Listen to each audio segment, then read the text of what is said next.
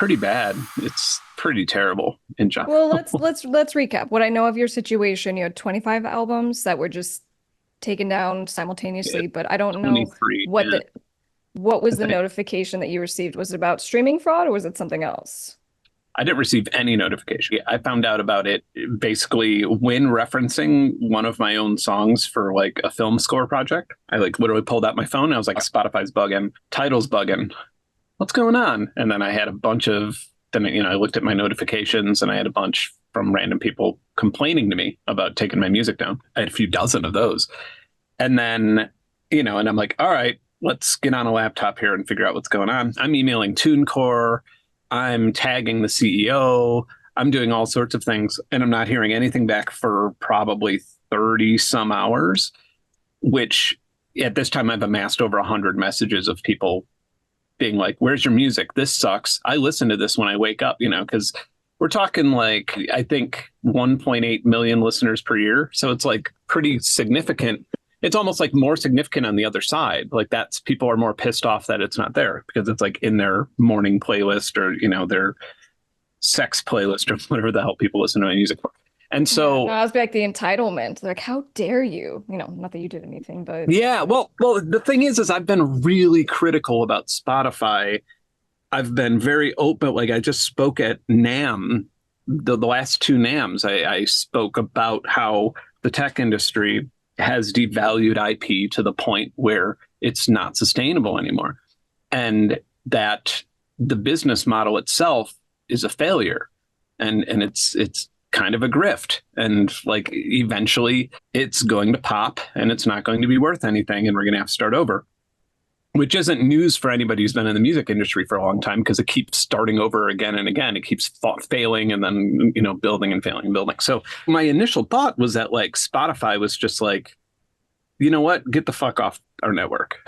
That was like my initial, and that was most people, like it was conspiratorial. And I was like, that would they really do that though? I mean, that's just crazy. I mean, there's like people who follow my advice to short Spotify stock like at certain times and stuff. I've made more from shorting Spotify than I've made from Spotify. So it's like I've been a big opponent of the company. And so I was almost certain, I was like, why would TuneCore do this to me? I'm paying them to represent me. It has to be Spotify who called down a favor or something like that. I talked to somebody from Believe Music hmm, who was just like wired. this.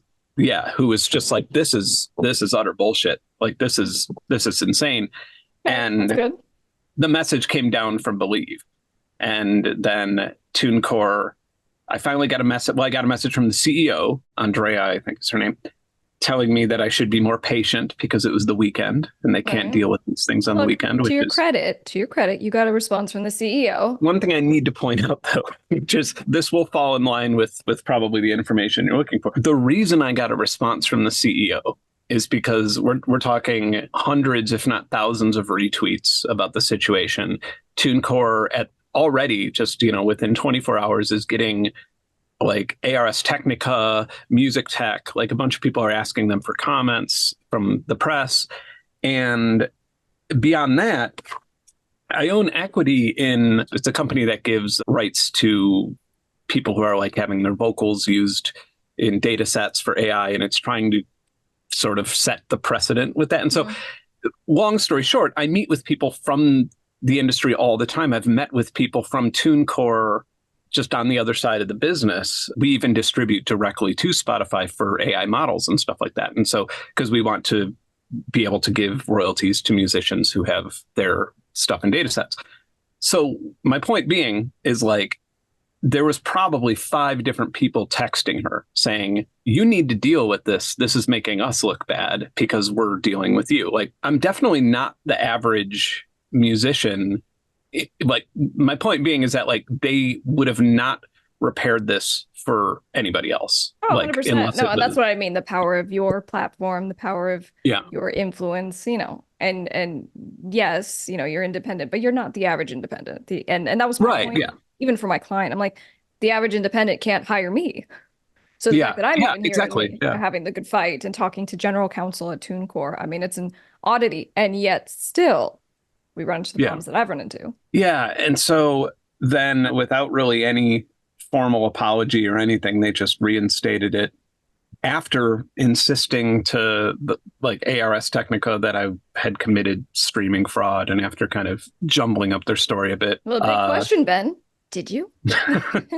No, I know quite a bit about how to do it, actually, because I've done videos about organized crime in Sweden launders money through Spotify. I mean, it's like it's an interesting thing, but to tell you the truth, coming from like talking to people who run streaming mills, they're usually in Sweden or Ireland because that's where you get paid the most per stream. Just having like followed the rabbit hole to, from a more journalistic perspective for a video, it's not worth it unless you're laundering money or unless you're doing something else, because you have to like pad the stream so much and you have to work so hard to circumvent getting caught that your profit margin isn't high enough. It would be much easier to, be scamming people for some other reasons. It's a bit like counting cards. Like successful card counters who like go to the casino every single day and are perfect at it and don't make mistakes. They make like $19 an hour or something. Like it's not really the best job to have. It's incredibly stressful and most people don't want to do it. So it's sort of something like that. But if there's money laundering involved, or if artists want more streams because of the prestige, then that makes it more valuable than just the royalties in general. So we'll see what happens with the whole Spotify imposing sanctions and what those even look like. The villainization of the artist for doing this is just, I'm not with it. I'm telling people, I'm like, don't do it. It's not going to help you. It's going to kill your algorithm, all this stuff. But I get why people do it. They're just trying to plug and play into the system because, again, big record labels are doing it because they're under that same pressure, but just to a much higher degree. I did a form. Let's see. I think I had 255 responses from people who have their music on these platforms, and more than half said that they believe that there's a value in having higher DSP numbers as an artist, and just even if they're not being paid for it, that it's just more valuable to them, which is kind of a hard thing to admit, I think, for a lot of musicians to actually say that. 3.9% had paid for illegitimate streams, and 11.4% have paid for some sort of promotional service that promised streams. Right. When it's not the biggest data set, but when crossing that data over, I found that the people who paid for streams were less likely to have their music taken down for streaming fraud than the people who didn't, which is kind of like not by a huge margin or anything, but enough to show that like there might not be any correlation between actual streaming fraud and who's being blamed for it. Well, and then, my whole point with the situation we're dealing with is I go, even if TuneCore is right, even if there was streaming fraud, which we're alleging there isn't, TuneCore is not providing any evidence of any kind of things. And, obviously we provide all our stuff. We're like, hey, 25 grand into Facebook ads really does result in some degree of traffic. So to the extent you're saying that there's a spike, but the issue is just with the terms of service and just, being like, you can't just say, I'm going to take your money if there's a claim. Now, obviously we have an issue with this specific claim, but just the unilateral, we're taking it if there's just a claim. And so I'm like, Ben, I'm going to file a DMCA takedown of watching traffic. Yeah. And just because I file that would be enough for TuneCore pursuant to its contract with you to forfeit your royalties. So obviously, had this all gone great, and we haven't gotten the final response because we did our big, flexing, we're going to sue, this is going to be a class action, blah, blah, blah. And so sometimes, we can squeeze them to death to get them to do the right thing, and sometimes not. I'm just like, how far are we going to take this? Because now we're talking about possible unions, and, if it was a class action, I think that would be a good thing, but then we need to do some kind of crowdfunding. I mean, this thing could certainly escalate. And obviously what we're starting right now is just providing awareness about it, getting the conversation going, because I haven't sat and gone through all the DSP's terms of use, but I've gone through a lot, right, and they're pretty much all the same. How realistic? I mean, I know class actions, they take a decade in a lot of cases. I've thought about that that's come up in conversation in the past. And it's funny because my thought was like, will this economy exist by the time a class action lawsuit came to fruition? Like, will Spotify, TuneCore, and or Spotify DistroKid, like, will we still have that same function? I even wouldn't at say that it's point. that slow. I wouldn't say it's that slow because, we could Yeah. file Monday and we Right. seek class certification. Then the court has to look at it and see if we, meet all the elements for class certification. And then if so, it proceeds like any other case. So if you needed to sue someone and you're hiring a litigation attorney, I mean, you can expect easily it's going to be a year and a half, 2 years, Yeah. and maybe even longer. And, in the grand scheme of things, our distributor is still going to be here in a year and a half? Yes. However, it's more just a tactical play. And that's what we do in creative lawyering, as I say it.